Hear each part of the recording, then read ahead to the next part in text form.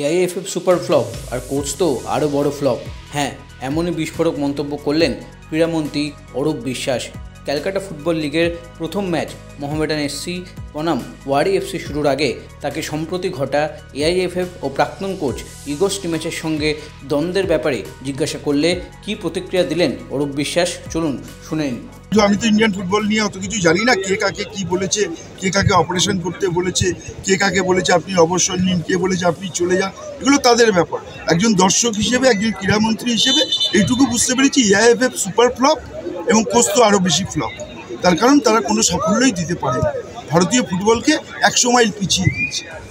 দেখো কতগুলো ফুটবল আজকে বিজ্ঞান, 10 লক্ষ 12 লক্ষ লোকেরা ওয়ার্ল্ড কাপ খেলছে, আজকে ইউরো কাপ খেলছে কয়েকটা দেশ যাদের জনসংখ্যা আমাদের কলকাতার থেকে কম। কি করে খেলছে? আমাদের ফুটবলাররা, বিশেষজ্ঞরা কি বললেন, কলকাতা ফুটবলে বিদেশি নিয়ে এসো, আমাদের খেলার মান উন্নয়ন হয়। কোথায় হলো? কোথায় একটা মানুষ, কোথায় একটা বিদেশ, কোথায় একটা সুরজিৎ, কোথায় একটা সুব্রত ভট্টাচার্য, মনোরঞ্জন ভট্টাচার্য, ভাস্কর গাঙ্গুলি, কিষাণু, বিকাশ, কোথায়? একটা প্লেয়ারের নাম জানি না, যাদের চিনি তাদের নাম উচ্চারণ করতে পারি না। কি করে ভারতীয় ফুটবল এগোবে? কোনোদিনও এগোবে না।